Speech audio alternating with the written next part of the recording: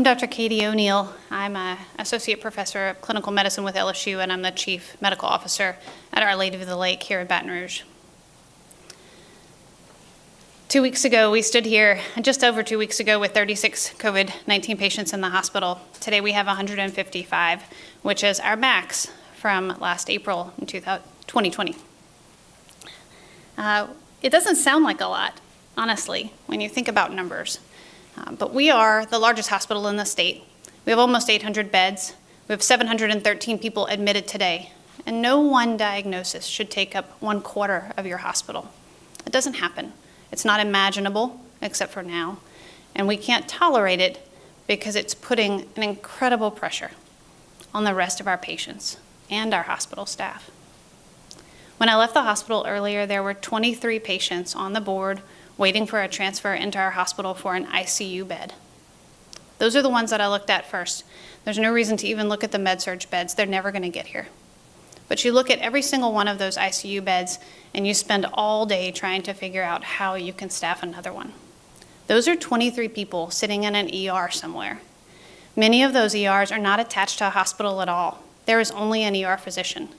Many of those ERs are attached to a hospital that does not have a critical care doctor, or a subspecialty cardiologist, or a subspecialty surgeon.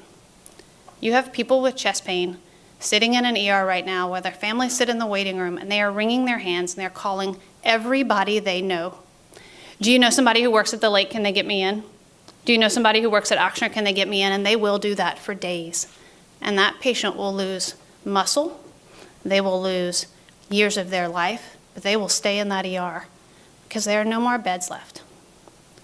Those 23 patients are a glimpse of what we have been doing for the last 2 weeks while we have been trying to get everybody vaccinated. And it's not helping enough because it's not happening fast enough. And when you come inside our walls, it is quite obvious to you that these are the darkest days of this pandemic. We are no longer giving adequate care to patients. That has also stopped. And you heard from each of these physicians that we no longer think we're giving adequate care to anybody because these are the darkest days of the pandemic. How do I get those patients to this hospital? How do I open beds? Vaccination is going to get us there, but it will not get us there fast enough, and we will lose our friends and our colleagues because of it. But if we put on our masks, as we've done through the last several surges, we will see a decrease in hospitalizations again, and that will give us time for the vaccinated to work. Those who got vaccinated in the last 2 weeks already have protection, and I doubt that I will ever see them in our hospital due to COVID-19. And if you get vaccinated today and you mask up, I doubt that I'll ever see you. Yesterday I drove down 190, which is one of my favorite drives. And we got to see some rice being cut, which my father's a farmer, so that is one of my favorite scenes. We drove behind some people who were driving motorcycles, and it was the end of the day, so it was tolerable. We drove past some kids who were on their four-wheelers. Looked like they were having a great time. Usually that is an incredibly enjoyable drive, and all I could think about was that I have seen people in four-wheeler accidents and motorcycle accidents and farming accidents in the last 2 weeks who sat in their ERs in their small towns. Those are my people. Those are your family members. And when they get maimed today, they're not coming to a trauma center because there are no more beds. We have 67 empty beds in our hospital because we can't find any staff. We have a federal unit on the ground who usually I meet at the PMAC during a hurricane, but now they're inside our hospital and we can't even open beds with them because so many of our staff are out with COVID-19. We are out of things in our pocket to open beds.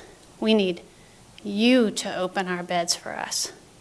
Please do that by getting vaccinated today, which will help us open beds in the next several weeks, and by putting your mask on today, which will help us open beds soon. How soon? I don't know. We've never used a combination of masking and vaccination. We've always had to shut down other things, and we're not going to do that this time. We're going to ask you to vaccinate and to mask instead. But if we all do it right now, our numbers will be better, our beds will open, and we will gladly take the baton back from you and start to work on opening our beds ourselves. But right now we need you to do that for us. We're asking everybody in every single parish all over Louisiana today to put your mask on and to go get a vaccine. Thank you.